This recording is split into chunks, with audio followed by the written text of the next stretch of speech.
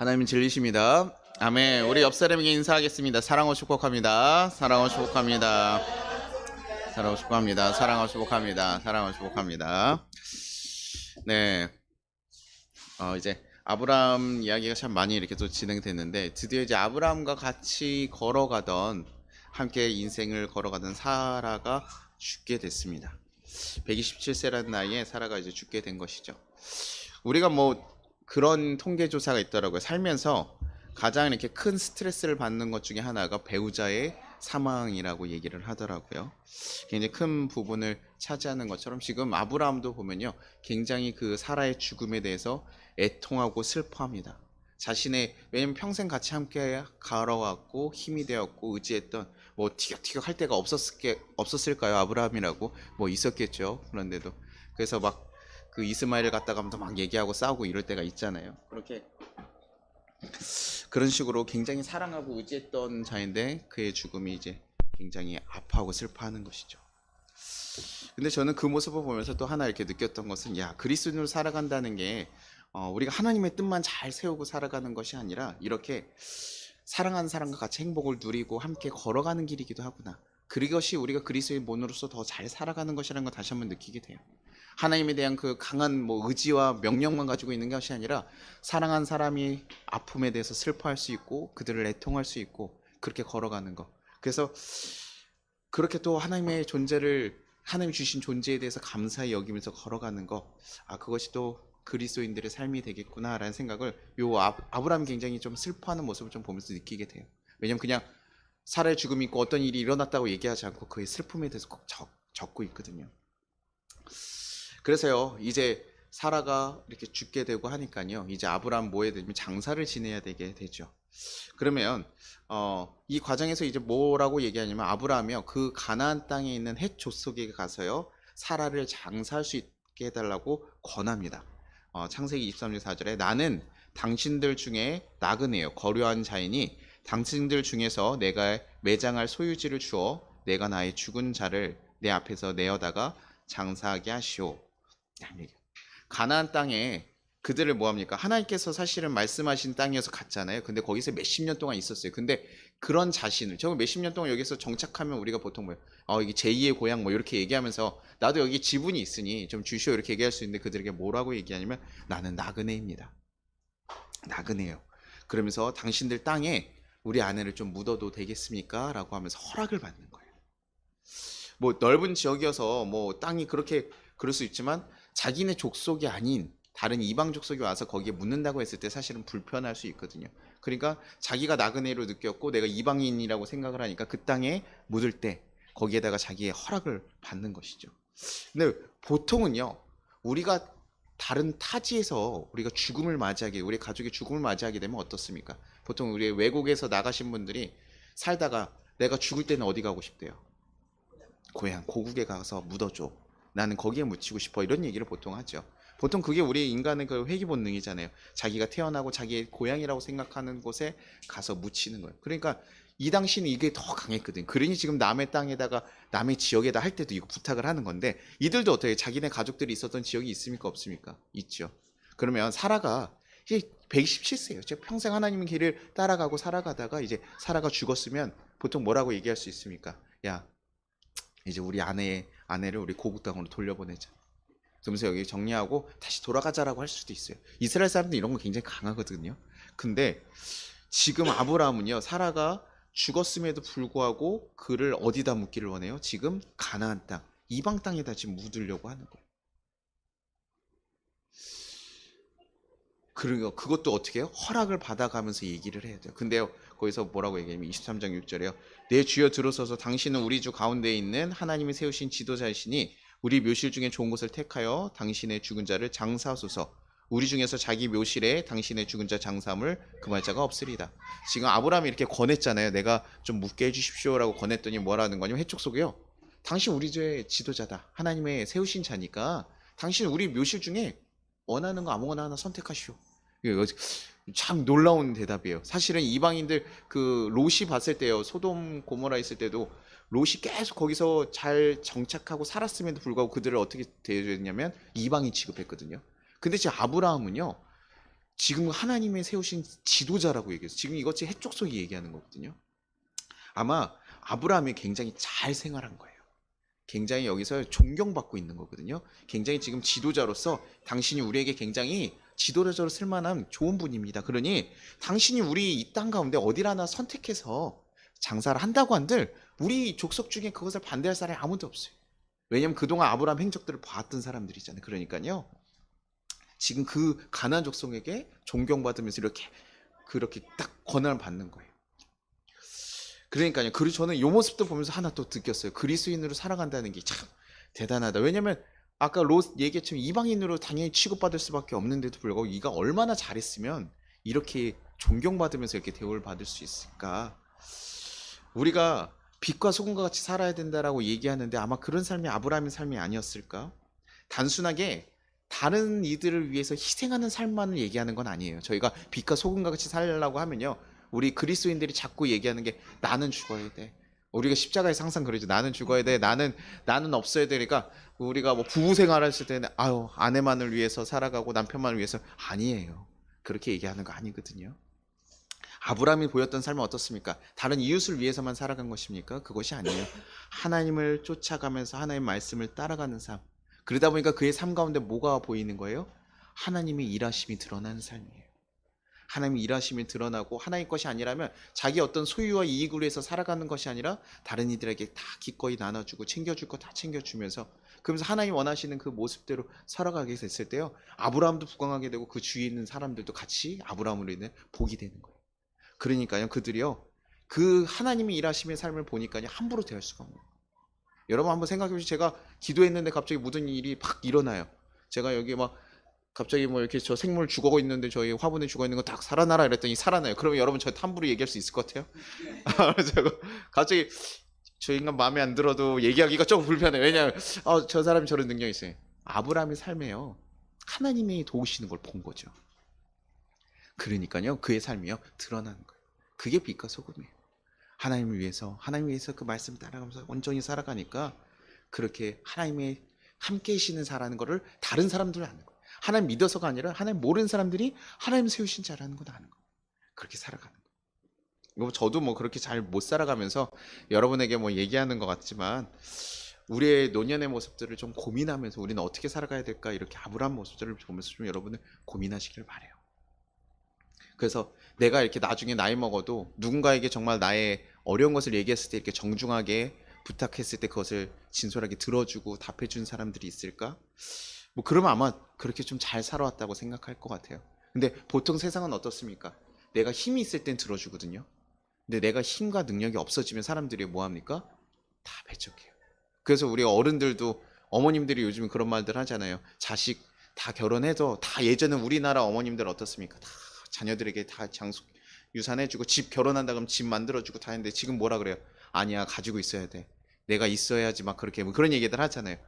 이게 사실 그렇게 다 주면요 고마워서 감사해서 같이 서로 교통하면서 살아가야 되는데 그런 것들이 넘어간 거예요. 우리가 뭐 이런 뭐 그렇게 가지고 있어라 이런 얘기를 하는 것이 아니라 우리가 어떤 삶을 살았냐에 따라서 다 줘도요 사랑받으면서 살아갈 수 있는 삶.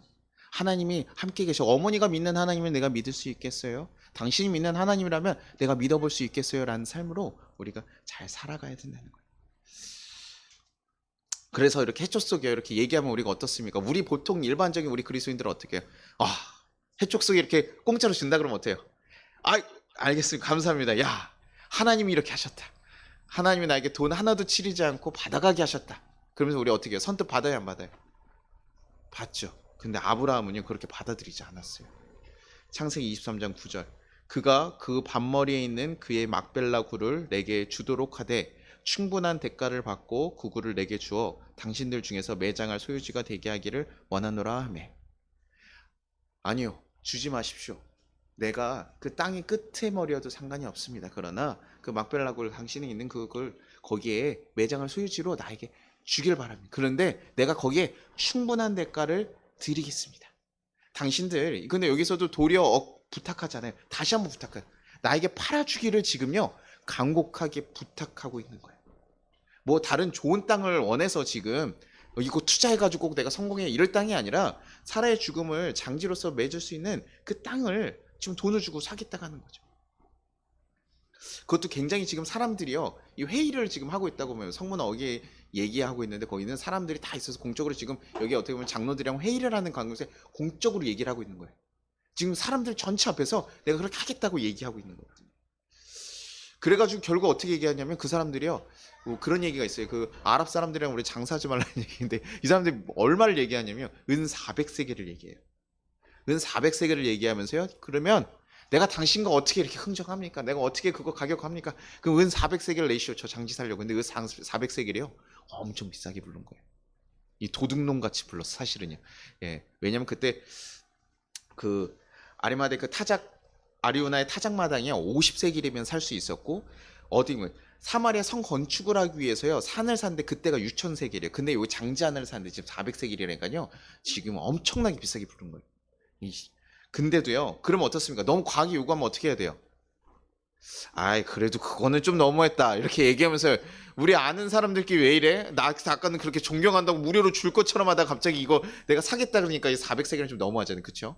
근데도 그렇게 지금 요구했는데도 불구하고 아브라함이 아마 아내의 그 장지를 위해서 계속 부탁하는 태도를 보이니까, 우리가 이렇게 저자세로 나가면 항상 더 그러잖아요. 그런 것처럼 뭐 그랬는지 모르겠어요. 그런데 아주 좀 생각 외로 너무 크게 불렀어요, 그 장지 땅을요. 존경한다고 하면서도요, 그쵸? 그런데도 아브라함은 뭐라 그러면요, 여기서요 흥정하지 않아요. 23장 16절, 아브라함이 에브론의 말을 따라 에브론이 헷 족속을 듣는 데서 말한 대로 상인이 통용하는 은 400색을 달아 에브론에게 주었더니. 그래요? 알겠습니다. 내가 은 400색을 주고 주겠다. 말한 대로 이 공적으로 지금 다 흥정하는 거예요.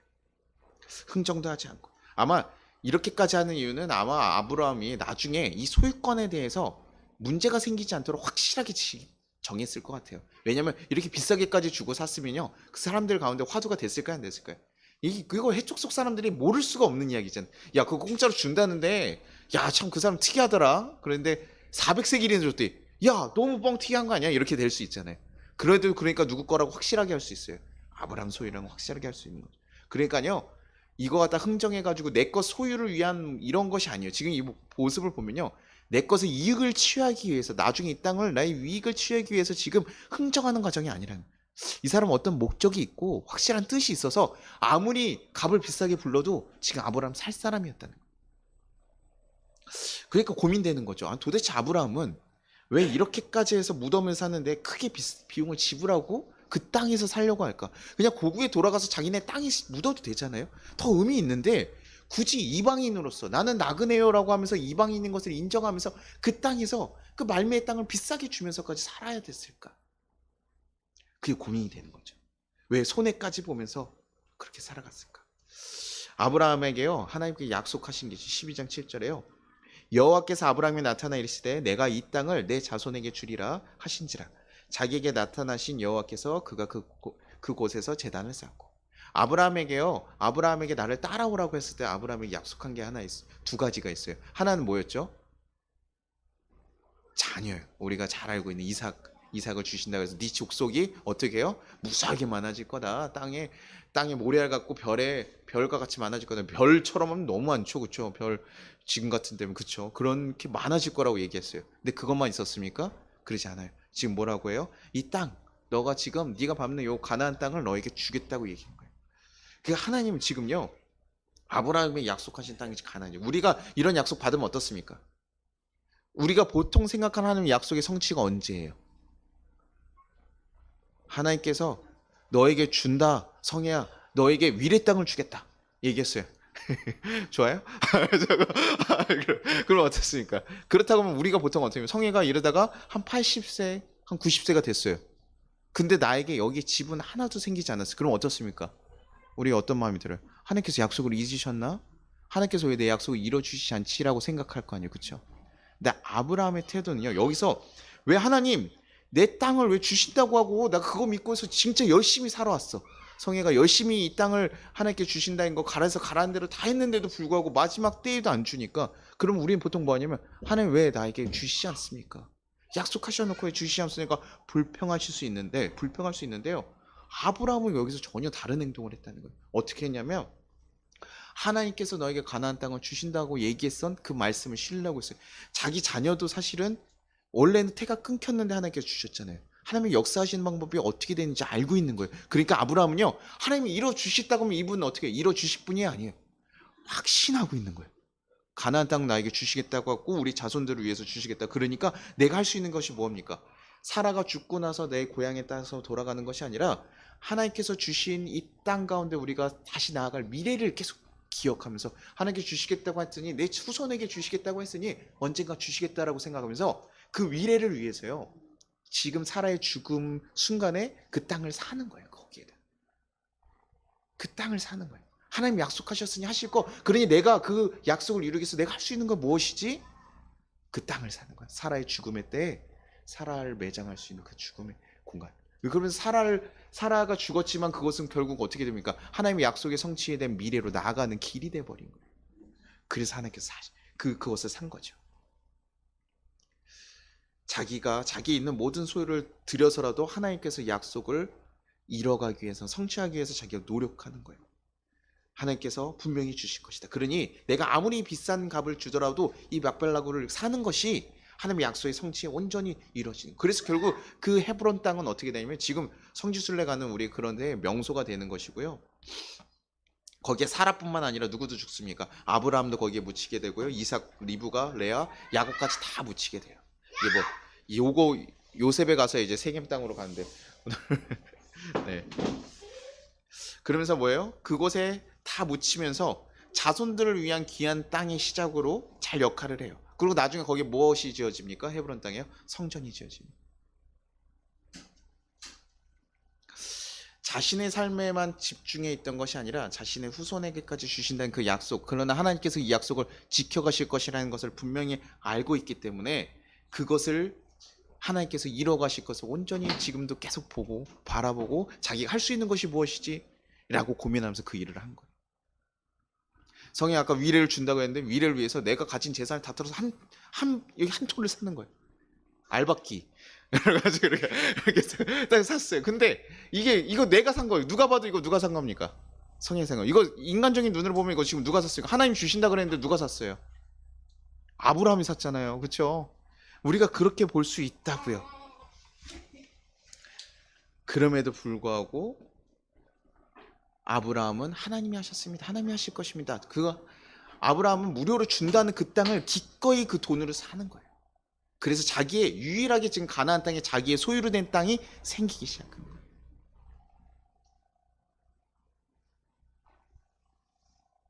근데 아브라함에게 어떤 마음이 있었을까요? 은 400세겔 아까웠을까요? 안 아까웠을까요?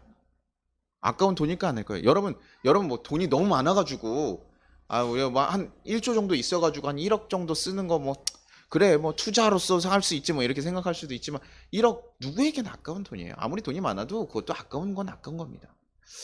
은 400세겔이요 비싸지 않다고 생각하지 않았을 거예요. 그러나 이거 누가 준 겁니까? 이 은 400세겔 누가 줬어요? 하나님이 줬다고 생각하니까요. 하나님의 땅을 사기 위해서 하나님이 주신 것들 내가 보낸다고 생각. 그러니까 아브라함에게 무슨 일입니까? 아브라함 관점에서 딱 보면요. 하나님이 나에게 주셨고 하나님이 주신 재정으로 이걸 살 수 있게 하셨으니 하나님이 이를 마련했다고 생각. 이거 누가 하신 거예요? 하나님이 하신 거예요. 근데 인간적인 관점에 보면 뭐 하는 거예요? 야, 저 사람은 야, 자기 돈 줘가지고 자기가 샀는데 자기가 사놓고 하나님이 하셨다고 얘기해. 그러니까 뭐 하는 거예요? 사기꾼 같은 녀석이 되는 거예요. 그렇죠? 이상한 사람 아니에요. 위례 준다고 했는데 하나님 그러면 성애가 갑자기 누굴 만났는데 기인을 만나가지고 그 사람이 내가 원래 위례 땅이 제 소유인데 당신에게 드리겠습니다. 이런 역사가 일어나야 되잖아요. 그렇죠? 그래야 하나님 하셨습니다. 이렇게 고백할 수 있는데 공짜로 준다 그랬을 때는 안 받고 저 미련하게 자기 돈으로 지금 산다고 하니까 너무 이상한 모습이에요. 그렇죠? 아브라함이 왜 그거 공짜로 무료로 안 받았는지 좀 보이시? 자기가 하나님의 약속을 이루기 위해서 자기 소유된 땅으로 확실하게 지정해서 그 땅을 만들어가기 위해서 그걸 산 거라는 거예요.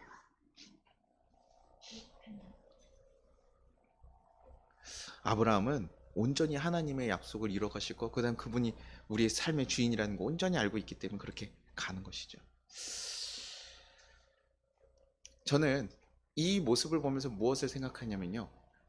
하나님의 우리가 하는 예수님을 믿으면 십자가를 지고 간다라는 게 바로 이런 삶이 아닐까? 하나님이 약속하신 거 이뤄가기 위해서 자기의 비싼 값을 드리고 자기의 삶의 마지막 순간까지도 그것을 위해서 내어드리면서 걸어가는 삶이 우리가 바라는 예수님 십자가 지고 제가 걸어가겠다는 삶의 모습과 동일한 것이 아닌가. 그의 모습으로 사실 보여주고 있는 거예요. 사실 이 약속의 성취 솔로몬에 가서요. 제가 솔로몬 구절을 딱 이번 주에 묵상하다 보니까요. 솔로몬의 그 백성들이 뭐예요? 모래알같이 많았다라는 얘기를 들으면서 아, 그 약속이 여기에 성취되었구나. 하나님께서 그 때가 다르지만 성취하고 있다는 거거든요. 그러니까 하나님 아브라함이 그 말씀을 믿고 걸어가는 거예요. 아, 너를 통해 이 땅을 바꾸겠다 그러면요. 그것이 우리가 내가 있을 때만 다 이루어지는 것이 아니라고요. 내가 걸어가고 힘들고 어렵고 그런 순간이 오지만 하나님께서는 내가 걸어간 그 순간순간들을 사용하셔서 하나님의 계획을 이끌어가고 만들어 가시더라는 거예요. 그러니 내가 할 수 있는 최대한의 노력을 하면서 걸어가는 거예요. 아브라함이 할 수 있는 자기의 돈으로 그 소유를 살 수 있는 명분이 있었고 살 수 있는 재정이 있으니 그걸 했던 것처럼 자기의 삶 가운데 그렇게 걸어가는 거예요. 그래서 아내의 죽음조차도 다음 미래로 다음 소망을 품으면서 그것을 연결시킨 거예요. 그것이 우리 십자가 길 아닙니까? 우리가 죽고 나서 끝난다면 여러분들 고생할 필요 있어요, 없어요? 십자가 길까지 저 같아도요. 우리의 죽음의 순간이 끝이라고 한다면요. 여러분 주를 위해서 살아가십시오. 아까 제가 이게 오기 전에 우리 성도님들한테 얘기했어요. 우리가 나중에 좀 선교적인 역할들을 하기 위해서 재정을 좀 관리해서 우리 성도님들이 좀 그런 일을 같이 했으면 좋겠다라고 생각을 나누고 있었거든요. 우리 성도님 딱 정착이 되면 그 다음에 우리가 그냥 우리끼리 좋은 곳으로 끝나야 될까? 아니면 우리가 여기서 더 나가야 될까? 인원이 늘어나는 것을 얘기하는 것이 아니에요. 여러분 119 운동하십시오. 한 명이 한 명 데리고 오시고 구원하십시오. 이러면서 우리 두가 배가 부흥합시다. 이런 얘기 해가지고 뭐 그런 거 전도하셔야 돼요. 전도하셔야 생명을 구하시는 건 당연인데요. 우리 교회를 크게 하자고 하는 것이 아니라 하나님이 일을 하기 위해서 우리가 움직여야 될 것이 무엇인가?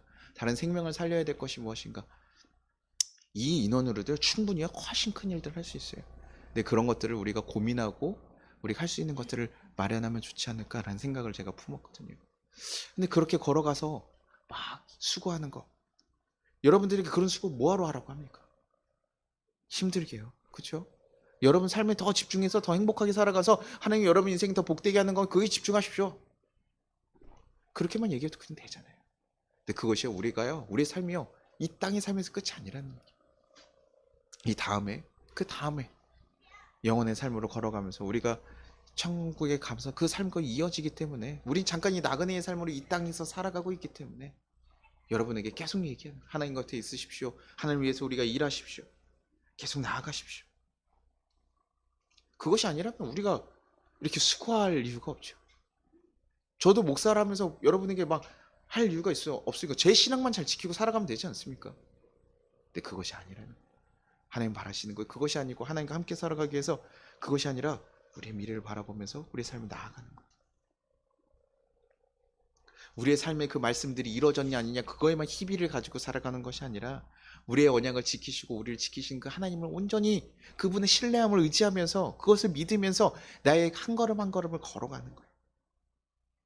그러니까 너무요 하나님께 약속한 말씀들이 있으면 너무 그것만 메워가지고 너무 기다리지 마십시오. 그냥 내가 할 수 있는 것을 좀 행하시면서 살아가십시오.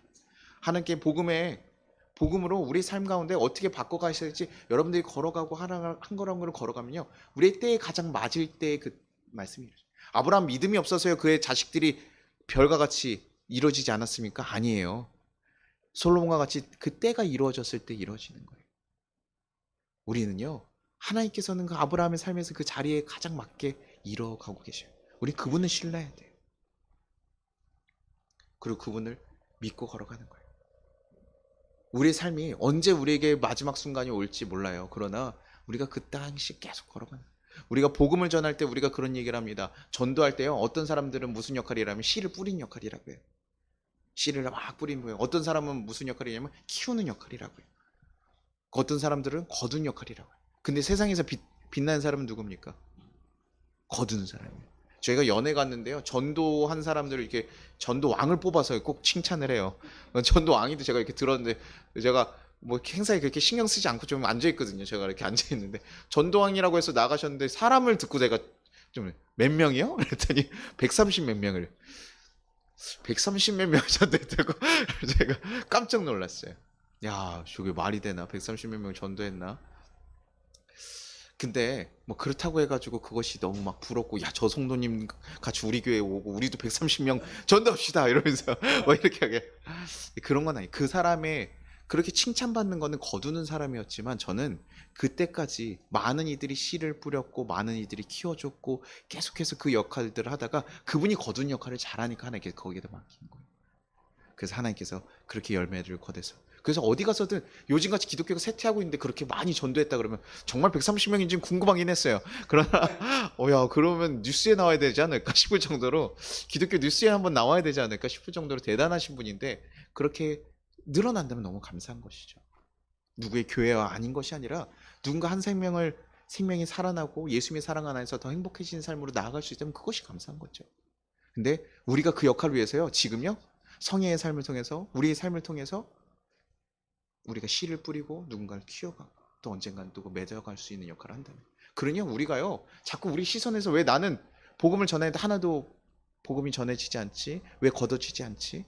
그러면서 우리가 좌절하고 낙심할 필요가 없다는 거예요. 우리는 하나님 마음 가지고 우리가 할 수 있는 최선의 것을 하는 거예요. 가나안 땅 주신다 그랬는데 안 주셔도 내가 할 수 있는 최대한으로 그래 내가 가진 거 하나님이 주신 거 이때가 기회인가 보다 해서 사라고 하니까 내가 사는 거예요. 그 삶을 걸어가면 하나님께서 그것을 통해서 일해 가신다.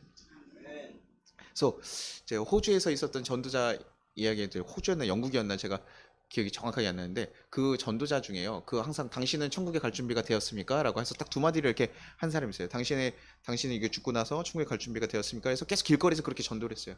그러면 이렇게 맨날 정말 성실하게 전도를 했으면 좀 복음 받고 변해야 돼요, 안 되네요.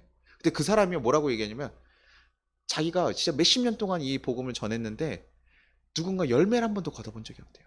누군가를 복음을 받아가지고 내가 당신 때문에 예수 믿었습니다라고 얘기한 적을 못 본. 그러니까 나중에요 실족한 거예요. 왜요? 내가 이렇게 걸어간 게 맞나? 내가 이렇게 걸어간 삶이 맞나? 왜냐면 정말 그렇잖아요. 주를 위해서 선한 마음으로 가서 복음 전했는데 열매가 하나도 안 맺혀지니까. 근데 나중에요. 영국에서 이렇게 설교 어떤 유명한 목사님이 설교하고 있는데 거기서요. 당신이 어떻게 예수 믿었습니까? 이런 얘기를 듣다가요. 그 사람 한 사람이 이거가 난 저기 그 호주에 갔을 때 거기서 지나가다가 누군가 그 얘기를 했는데 그 얘기가 기억이 남고 계속 되뇌어져서 가서 교회를 다니기 시작했다. 근데 그런 사람이 또 하나 있기 시작한 거예요. 그러니까 이 목사가 신기한 거예요. 이게 뭔 사람이에요? 그 뭐 하는 사람인데 그 사람 때문에 그래가지고 그 사람 때문에 조사를 하기 시작했어요. 그 사람이요. 야, 그렇게 복음 받아들인 사람이 누군지 한번 조사해 보자. 그랬더니요. 그 사람이 굉장히 많은 수였어요. 제가 정확히 10만 명이 좀 넘었던 거 기억하는데 그렇게 많은 숫자의 사람들이 변했다고 하더라고요. 근데 그 사람 그거 모르는 거죠. 자기 전했으나 그렇죠? 근데 하나님께서는 여전히 그 사람들의 사역을 통해서 일하고. 그러니까 제가 큰 교회 있고 작은 교회 있고 어떤 교회 있고 이런 것을 제가 얘기하는 것이 아니에요. 하나님께서 하신 삶은요 어떻게 역사하실지 몰라요. 하나님께서 우리의 삶에서 어떤 길을 걸어가게 하실지 몰라요.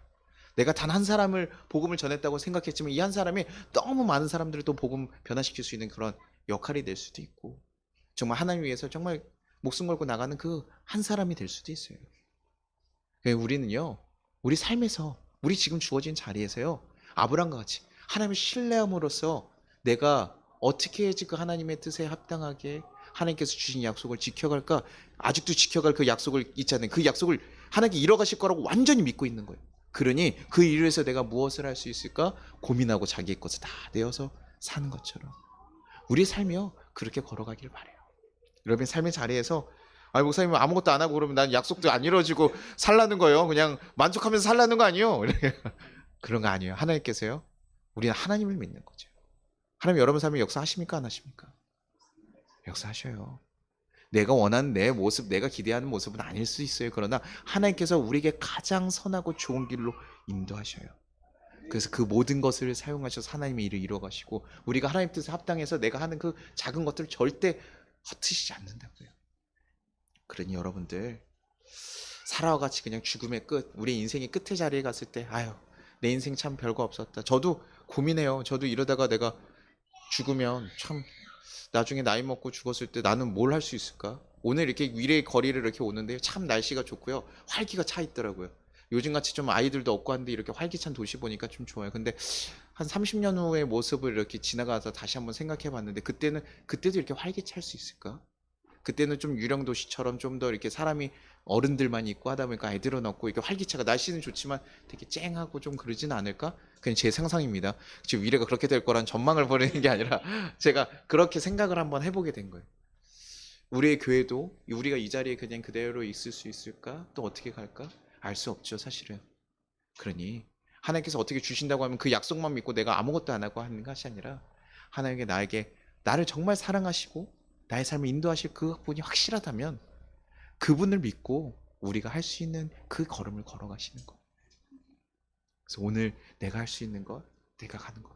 내 가정에서도요, 우리가 어떻게 해야 될지 고민해야 될 것이고, 나의 일터에서도 어떻게 해야 될지 고민해야 되고, 나에게 주어진 시간 가운데서 방황하면서 인간적인 생각에, 인간적인 염려에 자꾸 사로잡혀 있기보다는 우리에게 하나님께서 맡기신 그 하나님을 신뢰하면서 걸어가실 수 있기를 바라요. 그래서 우리의 삶을 통해서 그 하나님의 기적과 같은 역사들이 좀 여러분 삶에서 일어나고, 또 우리가 원하는 모습이 아닐지라도 하나님이 하시고 있다는 걸 믿고 여러분이 잘 힘을 내고 걸어가기를 간절히 바랍니다. 네, 우리 같이 찬양하고 기도하겠습니다. 하나님이 여러분을 지키시는 분 기억하십시오. 여러분과 언약하신 그 말씀들, 여러분의 기도를요 절대 흐트러 듣지 않으세요. 너무 바빠서 못 들으셨나 봐. 내 기도 응답 안 하시는 거니까 아니에요. 여러분 너무 사랑해서 여러분 가장 좋은 때에 준비하고 계시고 이끌어가죠. 그리고 아닌 것은 그것이 여러분이 좋지 않으면 이루어지지 않아요. 제가 매일 밤마다 로또를 위해서 기도한다고 해도 잘 안 주실 거예요. 근데 정말 로또가 필요할 때가 있으면 주실지도 몰라요. 그렇죠? 근데 그걸 위해 기도해 본 적은 없어요. 그러나 하나님께서 아닐 때도 있다라는 얘기예요. 좀 어려운 얘기일 수도 있습니다. 불편한 얘기일 수도 있습니다. 그러나 하나님께서 여러분을 사랑하신다는 걸 여러분 잊지 않으셨으면 좋겠고, 하나님이 여러분의 인생을 계속해서 함께 걸어가기를 원하신다는 걸 잊지 않으셨으면 좋겠어요. 그래서 그 믿음 가지고 하나님께 나아갈 수 있는 여러분들 되기를 간절히 소망합니다. 우리 같이 찬양하겠습니다.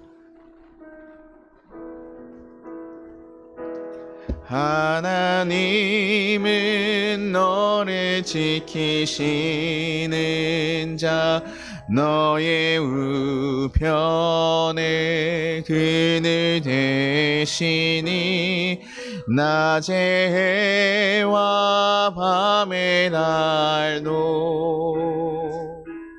너를 잊지 못하니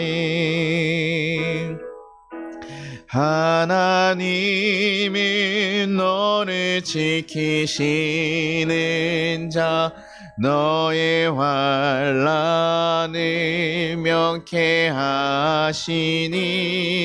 그가 너를 도우시리라. 너의 주님을 지키시리라. 눈을 들어 산을 모아라. 너의 도움 어디서 오나. 천지지신 너를 만드신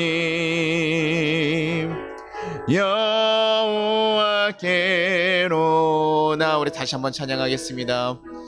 하나님은 너를 지키시는 자, 너의 우편에 그늘 되시니 낮의 해와 밤의 날도 너를 잊지 못하니 하나님은 너를 지키시는 자, 너의 환난을 명쾌하시니 그가 너를 도우시리라. 너의 주님을 지키시리라. 눈을 들어 산을 모아라. 너의 도움 어디서 오나. 천지지신 너를 만드신 여호와께로나.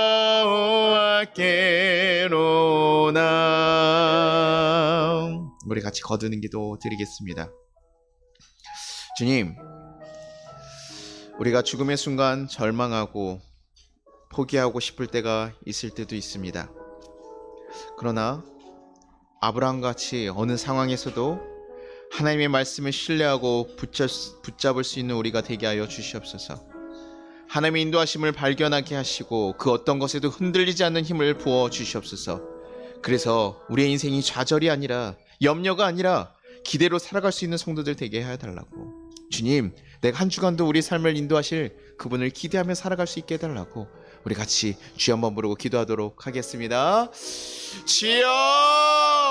하나님 아버지 감사하고 감사합니다. 하나님, 우리가 살아가면서 하나님께서 약속하신 것을 믿고 살아갈 때도 있지만 하나님, 우리가 하나님 우리 삶에서 왜 우리 삶을 변하지 않고 우리 삶을 하나님 우리가 아직도 나아지지 않는지에 대해서 걱정하고 두려워하고 하나님 염려하고 살아갈 때도 많습니다. 그러나 하나님, 우리의 삶을 붙잡으시고 언제나 함께 하시는 그 하나님을 발견하게 하여 주옵소서. 하나님, 우리의 삶을 위해서 얼마나 많은 것을 힘쓰고 기도하고 이끌어가고 계시는지 우리가 발견하게 하셔서 하나님, 우리의 삶이 하나님의 손에 있다는 것을 온전히 경험할 수 있도록 주여 도와주옵소서. 그래서 그 어떤 것에도 쓰러지고 좌절하는 자들 아니라 하나님을 온전히 의지하고 경험하는 삶을 살아갈 수 있도록 우리 성도들을 붙잡아 주시옵소서. 그래서 어떤 어려움에도 하나님 좌절하고 떨어지는 자들이 아니라 하나님 안에 기대하면서 감사하면서 살아갈 수 있는 성도 되게 하시옵소서. 주여 붙잡아 주시기를 소망합니다. 그 어떤 것을 쓰러지지 않는 강한 믿음들 허락하여 주시고 하나님의 살아계심을 온전히 경험하고 고백할 수 있게 도와주시옵소서. 주님 감사합니다. 주여 이끌어 주셨음이 감사합니다. 주여 온전히 하나님의 선한 길로 이끌어 주시고 인도하여 주옵소서. 그래서 하나님이 우리 삶에 어떻게 만들어 가시는지 우리가 경험하고 고백할 수 있는 그 간증들이 늘어나게 하시고 하나님 그 고백들이 늘어나게 하시고 하나님 그것으로 기대하며 살아갈 수 있는 하나님 우리 귀한 성도들 될 수 있게 도와주옵소서. 그 어떤 것에서 흔들리지 않도록 주여 붙잡아시고 이끌어 주시옵소서.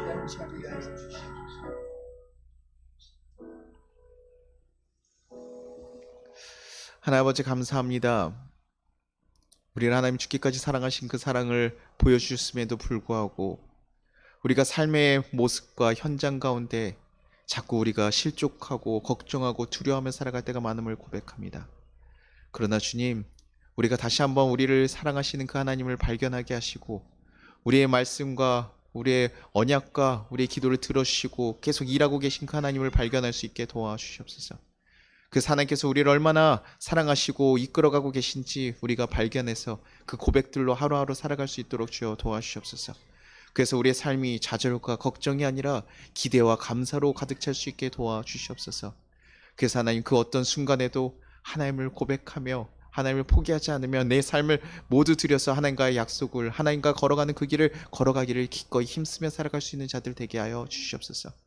하나님께서 우리 귀하게 사랑하시는 귀한 성도들을 위해서 하나님께서 영원히 함께하여 주시고 선하게 인도하여 주시고 붙잡아 주시고 이끌어 주시옵소서. 감사드리며 예수님의 이름으로 기도드리나이다. 아멘. 우리 같이 주기도문 하겠습니다. 하늘에 계신 우리 아버지여, 이름이 거룩히 여김을 받으시오며 나라가 임하시오며 뜻이 하늘에서 이루어진 것 같이 땅에서도 이루어질. 오늘 우리에게 일용할 양식을 주시옵고 우리가 우리에게 죄진 자를 사하여 준 것 같이 우리의 죄를 사하여 주시옵고 우리를 시험에 들게 하지 마시옵고 다만 악에서 구하시옵소서. 나라와 권세권이 아버지께 영원히 있사옵나이다. 지금은 우리 주 예수 그리스도의 은혜와 우리 하나님 아버지의 무한하신 사랑과 우리를 보호하시는 성령의 감동하심이 이 세상을 살아가는 우리 모든 성도들과 하나님의 자녀들 가운데 이제부터 영원토록 함께 하시기를 축원합니다.